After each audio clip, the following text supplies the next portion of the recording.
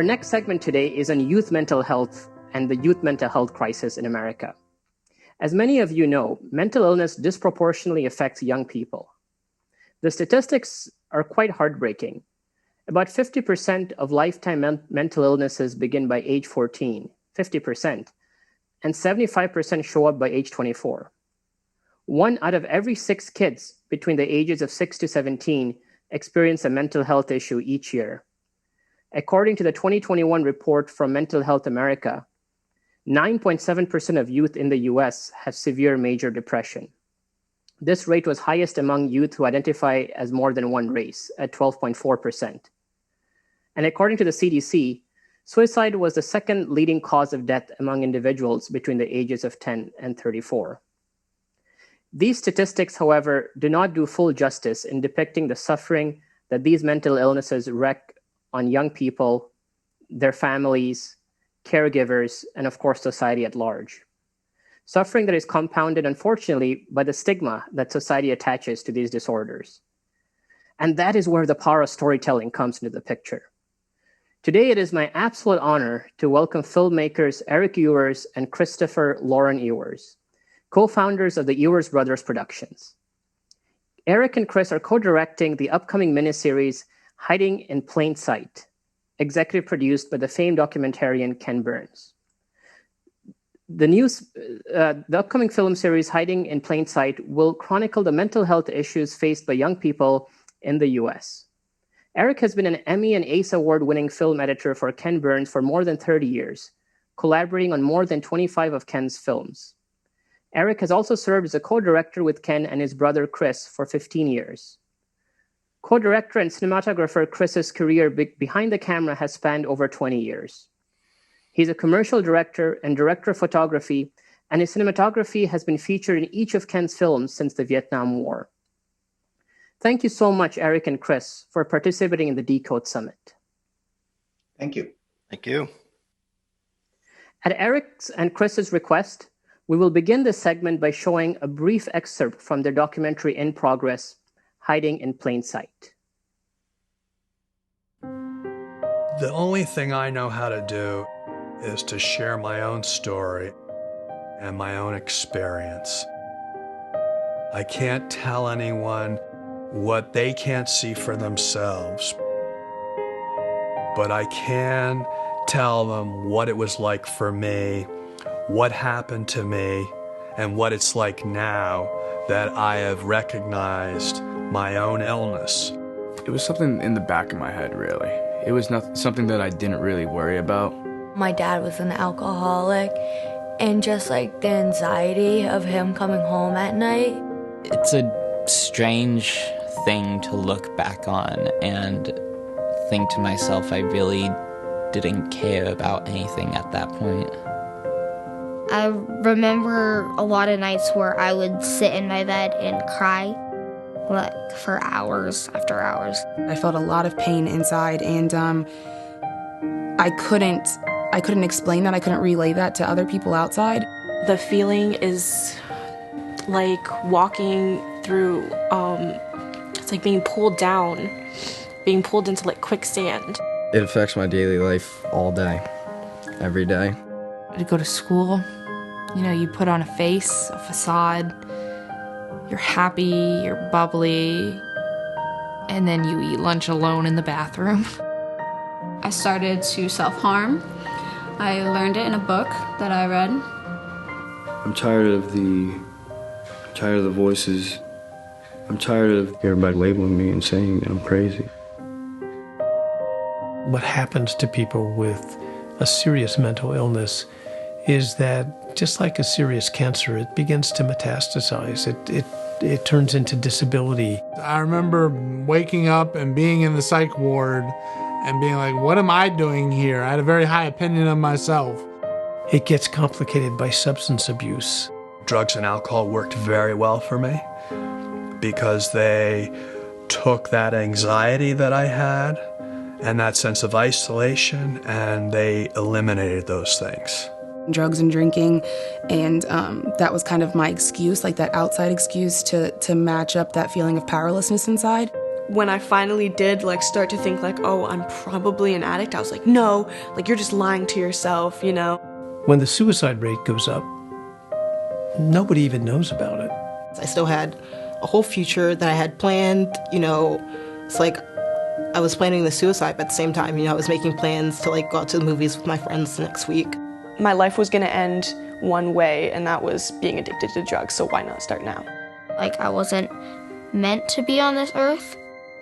Long sleeves, no one knew what was on my wrist. It was actually on social media. These boys were harassing me about something I did. I couldn't deal with it anymore. Yeah, I actually went through with it.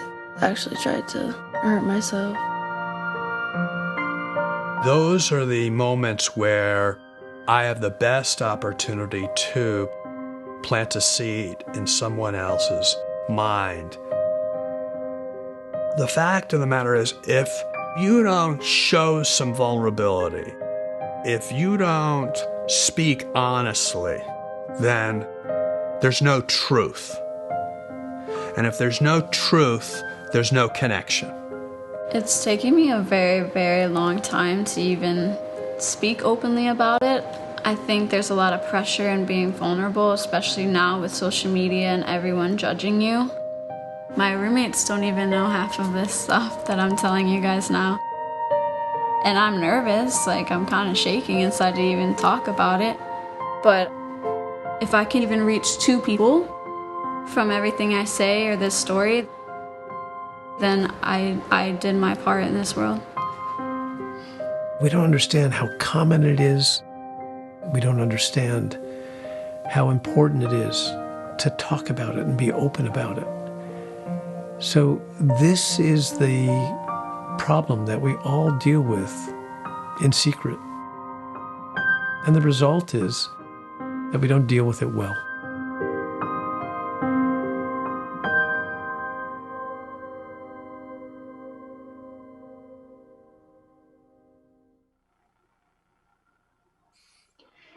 You know, like science, our process of making documentary films, it's actually a process of discovery.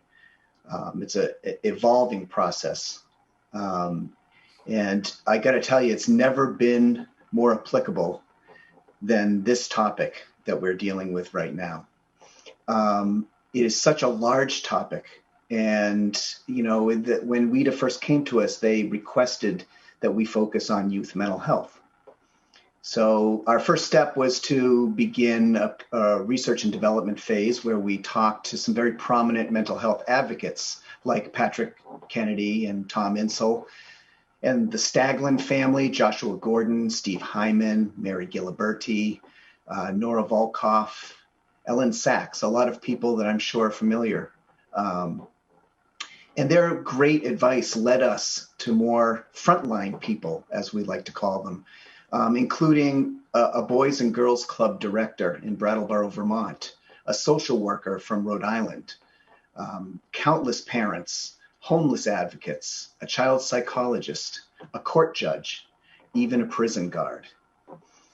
And after talking to all those people, it became very clear to us that perhaps after doing the interview with Tom Insel for this film and Patrick Kennedy, that we should just try out a little experiment, film someone with lived experience. We weren't quite sure how to do it. We didn't know what we would discover when we did it. So we interviewed this young woman named Sam in Brattleboro, Vermont. She literally opened the door to a whole new reality that neither Chris nor I could ever possibly imagine. By doing that interview with her, it led us to 3 fundamental conclusions as far as the film's concerned. The subject is way too big for 1 2-hour film.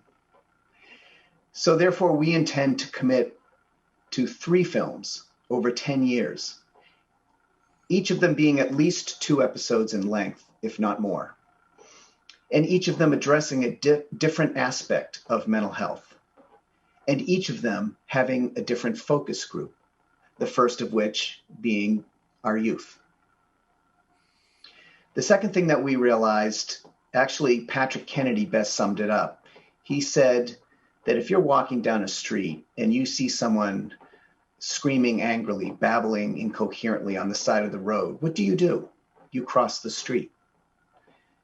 But if you see that same person bleeding or fallen over, you would rush over to help. Here lies the problem that we all face in our culture with mental health. The stigma is really, really great. And given this ever-present stigma, Chris and I realized that this first film really needs to be all about lived experience. We need to uncover it. We need to put it on display in a respectful way and with integrity. We need to not sensationalize it, but stay true to the stories of our youth. Let them, they are the experts of their own lives. Let them tell the story and perhaps open the eyes of many people who might not take it as seriously as they do.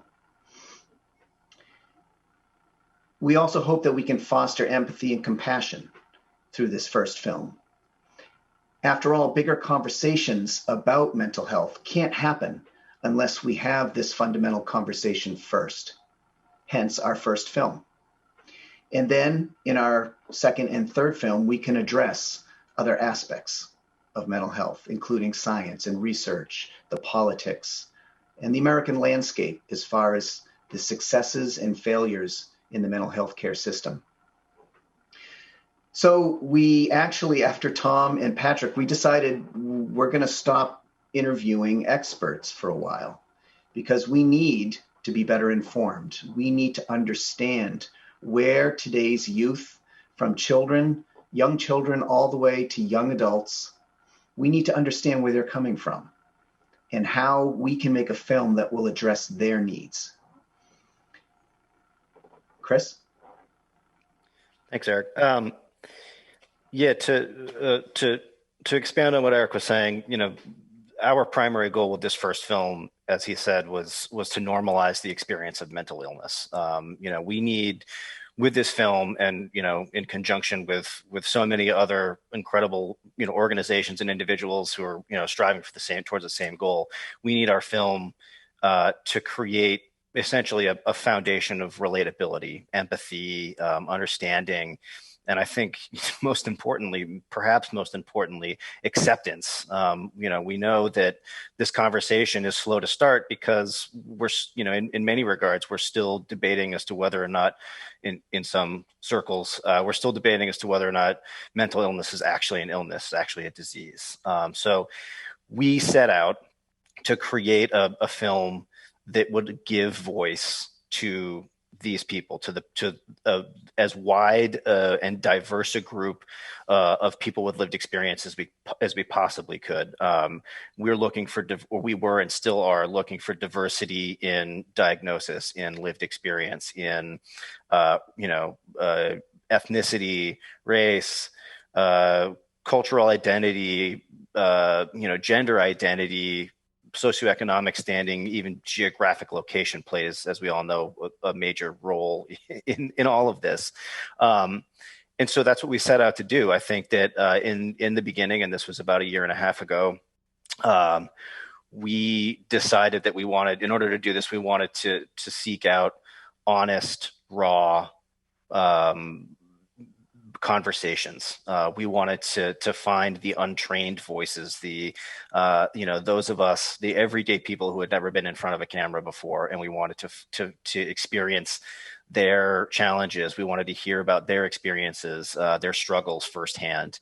That was, of course, a daunting experience or challenge to begin with, but we ended up relying heavily on grassroots organizations, national organizations like the Boys and Girls Club initially, you know, and as well as some of the experts that Eric had mentioned that we'd sought out. Everybody, we were pleasantly blown away by the level of support that we received in this early venture. We were able to and continue to find what we've now come to describe as heroes. These incredible individuals, ranging in age from, I think our youngest interviewee is 11 years old, predominantly through about 25, but including a couple of adults as well whose experiences they relate back to, whose experiences were in their teenage years. We found them all over the country, and thankfully so in such a diversity that we really do feel as though we're collecting the story of, at very least, American mental illness. It's our hope that the viewers who tune in to watch this, regardless of their preconceived notions, their previous understanding or opinion of mental illness, mental health challenges, that they will see somebody presented in the film that they can relate to, whether it be, they start to see their mother or father, their children, their coworkers, their best friends, their neighbors differently, with more empathy. It is hiding in plain sight. Not a single person, we believe there's not a single person on the planet that isn't influenced and touched in some way, shape, or form, whether it be directly or indirectly by challenges with mental health. It's our commitment to telling these stories in a manner that we hope can start to push the needle. What else? I mean, we have another film. We have another clip that we want to show. This clip from one of the stigma chapters in our film. We think that stigma, as Erik had mentioned earlier, is one of the most pressing, certainly the most common issues that affects people across the spectrum who are suffering with mental challenges, and thus it's a really important topic for us to cover. So if we can play that clip, that'd be great.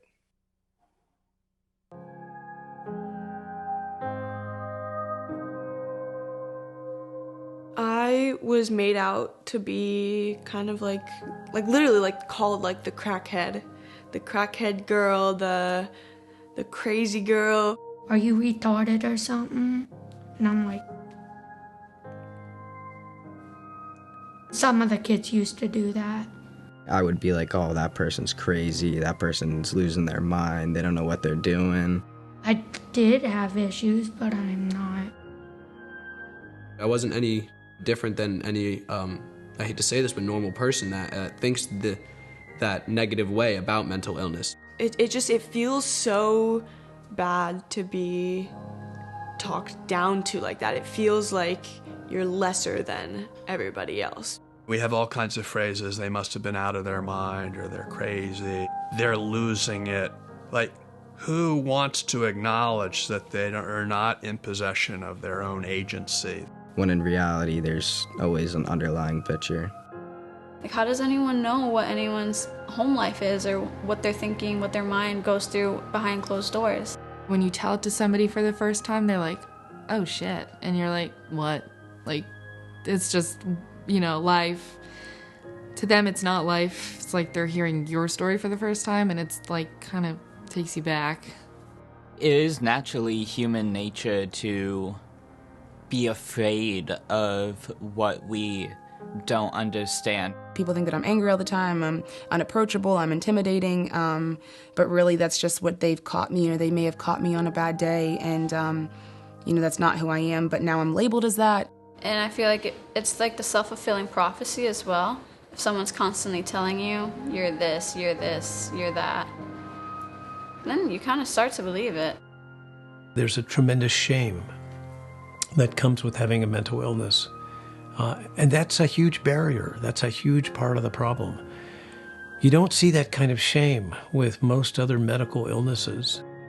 You leave people to make these assumptions about those that suffer with mental illness rather than letting us actually speak our story and say, hey, this is how these symptoms actually affect a human. You get labeled crazy and a criminal, but really you're just somebody that needs a hand. Sometimes can't do it all by ourselves.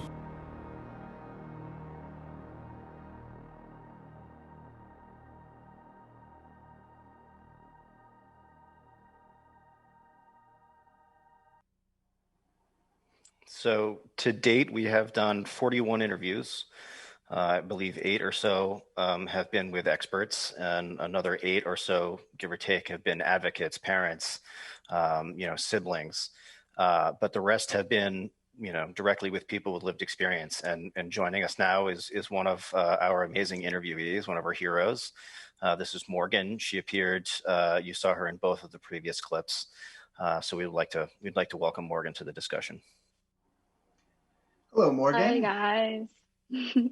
Tell you how happy we are to see you again. It's actually been a while. The last time we saw Morgan, there was a potential hurricane closing in on Miami, and we did her interview and got out just before it missed, but we're grateful for that. It's good to see you. Would you mind if we ask you a few questions? Of course. Excellent. I think the best way to start is for you to first, if you don't mind, if you can tell our audience some of the past struggles you've had with your mental health concerns. I guess my mental health concerns started when I was about 14. Just really, really bad depression, anxiety. I started to self-harm. My home life was pretty abusive. I didn't know how to deal with all of it going on. School was really small, so everyone knew everything about everybody. And I internalized it all, and then I kept it all inside. A couple suicide attempts because it was just all snowball effect. Everything was piling on top of each other, and I just had no sense of control of my emotions or will to live. And so after a lot of years of therapy and a lot of self-actualization and realization, I can and I am able to talk about it more openly now. And I'm here to share and try and let other people know that it's okay, not to be okay all the time, and that it actually does get better, even though it's hard to believe in the moment. And one thing, Morgan, that's very interesting about your story is I think, there's a tendency sometimes, especially among teens, to think that it's the troubled kids or the kids with learning disabilities or the kids who kind of are quiet and offstandish in their class that are the ones that have these potential issues. Where were you in that role as far as that was concerned in high school? So in high school, it's funny. Like I said, I went to a really, really small high school. I actually was, a popular girl in my class. I was homecoming queen. I dated the star football player. No one knew about any of my issues. I kept it all very, very hidden. I played sports. I was on the varsity team since I was a freshman. So on the outside, it looks very, oh my gosh, like I want to be her. She's so pretty, yada, yada, yada. But on the inside, it was just all, like I just felt like I couldn't show my struggles because everyone would just judge me and, like going back to the stigma thing, call me crazy or psycho and stuff. So it's strange having to hide what you're truly feeling from the world. And Morgan, what made you want to participate in our film? Well, I really just, I want to be able to show my message and reach younger people and, get my story out there and have people see and realize that mental illness sometimes can turn into a gift, and you can go out and help others feel okay within themselves and have empathy and have them open up to you and just realize that in the end, like everything will get better. And I just wanted to, get my story out there and have it be a relatable one. And it's been a long time since high school. Can you tell us where you are today and how you're feeling? Yeah, so I've actually moved a couple different cities. So I'm currently in Miami. I'm 27 years old, and I actually work for a great program. It's called the Criminal Mental Health Project. And, you know, it's just funny how I would have never seen this back in high school. I never even saw myself graduating high school. So it's really interesting to be in the spot that I'm now in, because I am literally taking everything I went through and helping other people. You know, our program, we help people get out of the jail and incarceration system that have a serious mental illness. And I think that's amazing. And it really helps me feel like I'm making a difference in the world. And that's all I really ever wanted to do with my struggles. That's phenomenal, Morgan. We're so proud of you. Is there value, you know, to having endured and overcome, you know, your mental health challenges? Of course. It definitely has made me such a strong person. I am able to talk to others about it, and I'm not embarrassed, or I don't feel as much shame as I used to, although I know it can be difficult to open up and talk about. But I wouldn't, looking back, I wouldn't have changed anything I went through, because it's my story. It makes me who I am, beautiful inside and out, because, you know, there is beauty in pain. That's fantastic. Just a couple more questions if we have time. Well, I was curious about your thoughts on your observations, I should say, on today's mental health trends with youth populations. Have you had the opportunity to observe or see or have some sort of perception of what it's like? I have. So I think the youth in America is especially, it's harder to deal with this mental illness and talking about it because of, you know, the factor of social media and having everything be out there. There definitely comes judgment in that from your peers and what people think and say about you. But I will say that I think it's going in a better direction, you know, being able to open up and speak about it. Like my little brother, I know he has friends that are in therapy, and everyone is, you know, actually okay at talking about it and be like, yeah, I go to therapy. It's becoming more and more talked about and openly, not as judgmental, but there's still a lot of work to do, I feel like. Fantastic. Well, thank you so much, Morgan. We really appreciate having you participate in this project and taking the time to come on and talk to all of these people. And we will definitely stay in touch through the rest of this production process that we're going through. I think our film, Chris, it speaks for itself. You know, we are hoping to normalize. We're hoping to use that Ken Burns audience that is typically very widespread to hopefully open their eyes, and they can learn something about mental illness and mental health that they didn't know, whether it's a parent or whether it's just a kid in society. Maybe it will just help spread that awareness and make just a little bit of a difference in this world, especially in light of the year that we've all been through. It's even more important now than ever. I wish we could put this film out tomorrow, but we have a process, and we look forward to sometime in early or mid 2022 to have this film aired on national PBS. Chris, do you have anything else you'd like to add? I just think that, particularly speaking to events like this, I mean, 2 years ago when we first started having conversations with the likes of Tom Insel and Patrick Kennedy, we noticed that there were what were described to us as sort of silos of of attention, silos of research. There are so many people, so many well-intentioned, and incredibly intelligent and passionate people are coming together now in collaboration to try to figure out ways forward, whether it be research, treatment, advocacy, policy. I think that just in the last year and a half, thanks in large part to events like this, that we're seeing that sort of, that team approach to solving the many problems that exist, you know, in the realm of mental health and mental illness. So we're incredibly honored and feel the responsibility to be a part of that and have a voice in it, and hopefully to, you know, to help move the needle along.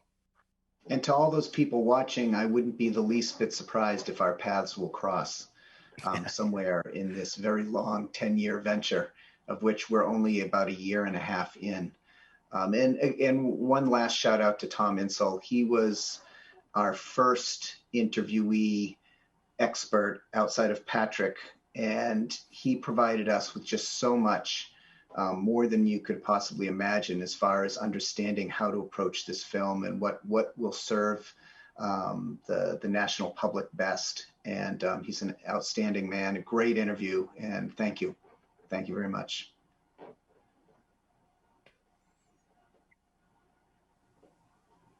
Thank you so much, Erik, Chris, and Morgan. I think that was an incredibly powerful and moving piece as part of our agenda. We're so honored and grateful that you shared a couple of snippets of the documentary that it's in process. And Morgan, your story and your candid remarks, truly moving, truly inspirational. I think, you know, for us as a company that is focused on the future, on trying to enable research that will hopefully in turn enable breakthrough treatments and cures, it's a long-term game. And there is no question that there are folks like Morgan and so many stories that need to be shared. And what the Ewers brothers and Ken Burns are doing to share these stories today to help bring attention to some very first-order challenges such as stigma, and to try to really destigmatize